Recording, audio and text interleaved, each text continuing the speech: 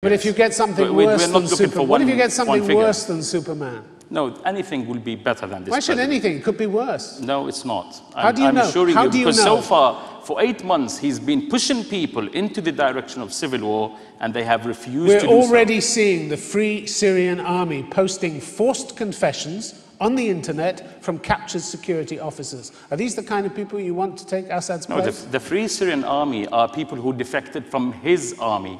And they had to obey, they disobeyed the orders. Mounting sectarian retribution, that's what we're seeing already, according to international observers. That's what you want? That's the future? We never experienced sectarianism in Syria before Assad. So Syrian society has always been united, it has always been open. We don't have a problem with Bashar because of his background or because of his ideology. We have a problem because of his actions. Okay, Obeida Nahas, thank you very much indeed. Now let me ask Ammar Waqqaf to speak against the motion, please. Okay, good evening to you all. I'm going to start by a piece of news that may be shocking to some of you. President Bashar al-Assad still enjoys the support of the majority of Syrians. I like to call them the tacit majority, a majority from whom or about whom we hear very little. If anyone is interested in a proof, the proof is already there. It's not very hard to find. The president is still in office. His government, unlike what happened in many places in the region, is still intact. Its institutions are still functioning effectively, whether civil or military. In other words, I believe that had the Syrian people really wanted President Assad out of the office, he would have gone by now, long time ago. Now, to elaborate more about this notion of tacit majority, it does not only consist of die-hard supporters of President Assad and his policies. It also consists of people who are not particularly affiliated with any political program or do not have a political preference at all.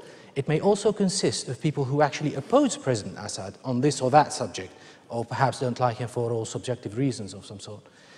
But they do not like what is being offered to them, and that makes them de facto supporters of President Assad. Now, this tacit majority, who I have the honor to represent this evening, do not want President Assad to resign. Reasons can be summarized in three, among any others really, but I'm going to focus on three this evening. A, this tacit majority does not feel secure about Syria or the future of Syria without him being around. B, the majority of Syrians are not very sure about the agenda that is being put on table. Are we serving interests of international and regional nature, or are we serving the Syrian and national domestic interests? And third, speaking about reform, we need a strong government that is independent of regional influence in order to have a sustainable reform. We just do not want any change. We want a sustainable reform that can go for years and years to come. That's all I have to say. Ammar Waqqaf, thank you very much indeed. If they wanted him to go, he would have gone by now. You seem to pay no attention to the massive catalogue of human rights abuses that these Syrians have suffered over the years. A security network that has violated their civil and political rights, arrested political and human rights activists left, right and centre. You think they're in a condition to speak their mind freely, apart from the brave few who go on the streets? What do you think? Syrians conduct their business any different from any other region, country in the region? It's all the same here. We conduct our business somehow that is not very democratic, but that is violating, as Human Rights Watch's report for last year said, the civil and political rights. Security agencies detaining people without arrest warrants, without giving information where they are. Having lived in England for about 7 years, I do know that it's not very shiny out there. But defragmenting. It's a little more than not very shiny out there. Well, I'm going to give you on that one. If you call a massive human rights violation not very shiny, it's a little bit more than that, isn't it? Well, are you denying that torture takes place on a regular basis? No, not at all, not at all. I mean, I know. And you still think this is the best man for the job? Well, is it about the man or is it about the regime, the system? Well, our motion is certainly about the man. This House believes President Assad must resign. Or maybe you want to go over to that side of the argument. Yeah? No, not at all. But I do believe that the regime is about hundreds of thousands of employees who have conducted their business in a certain way for over decades. And changing that is not about changing the person who sits on top of that regime, is it? It's getting rid of some... Well, the buck stops with him, doesn't it? No, it doesn't. Why mean, not? it may Why get not? worse. He's the man. He's the president. You're saying he's not in charge.